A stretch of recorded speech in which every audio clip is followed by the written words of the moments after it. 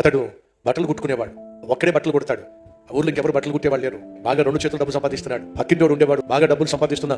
ఈ బట్టలు కుట్టేవాడి దగ్గరికి వచ్చి, ఏంటయ్యా 2 చేతులు సంపాదిస్తున్నావు కదా, మనం ఊరికి ఏదైనా చేయొచ్చు కదా, చాలా మంది ఆకలితో అలమటించిపోతున్నారు కదా, పంటలు పండట్లేదు కదా, మన ఊరికి ఏదైనా చేయొచ్చు కదా అని అంటూ ఉండేవాడు. ఇతను మౌనంగానే బట్టలు కుట్టుకుంటూ ఉండేవాడు.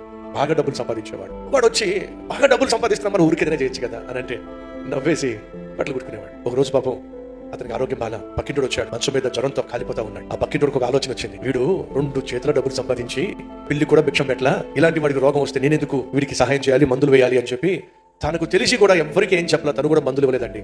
అలాగే వారాల పాటు మంచం మీద పడి ఉండి మందులు లేక ఆహారం లేక చచ్చిపోయాడండి. పక్కింటోడు వచ్చి, పీడ విరుగుడైపోయింది, డబ్బు సంపాదించడం తెలుసు కానీ ఆ డబ్బును మనుషులకు పంచిపెట్టడం చేత కాదు పనికిమాలోడికి అని చెప్పేసి అందరికీ చెప్పాడు.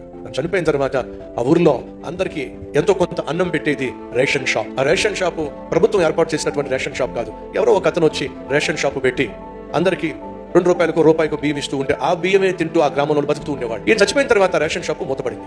ఆ రేషన్ షాప్ మూతపడితే ఆ రేషన్ షాప్ నడిపించే వ్యక్తిని అడిగారు, ఏంటయ్యా మూసేశావు, నువ్వు పెడితే నేను తింటున్నా, మేము బతుకుతున్నాం, నేను రేషన్ షాప్ మూసేస్తే మేము ఎలా బతకాలి, బిడ్డను ఎలా పోషించుకోవాలి, మాకేం అర్థం కావట్లేదు, మూసేసావేమిటి? రేషన్ షాప్ అతను అంటున్నాడు, ప్రతి నెల తాను సంపాదించే సంపాదనతో పట్టణంలో బియ్యాన్ని కొని నా చేత రేషన్ షాప్ పెట్టి మీ అందరికీ అన్నం పెట్టాడే, అన్నదాత చచ్చిపోయాడు కాబట్టి మీ ఎవరికి అన్నం దొరికే ఛాన్స్ లేదు. ఈ పనికి మాలిన వాడు ఏం చేశాడు, మేలు చేసేవాడిని అపార్థం చేసుకుని ఊర్లో ఉన్న వాళ్ళందరికీ అపార్థం చేసుకునే విధంగా చేసి అతనికి ఆపద వచ్చినప్పుడు కనీసం పచ్చి మంచినీళ్ళు కూడా ఇవ్వకుండా చేసి అన్నదాతను చంపేశారండి.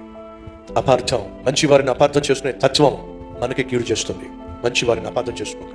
ప్రేమించేవారిని, ఆప్యాయతను పంచేవారిని, అండగా నిలబడేవారిని, నీ కోసం ప్రార్థన చేసేవారిని అపార్థం చేసుకో.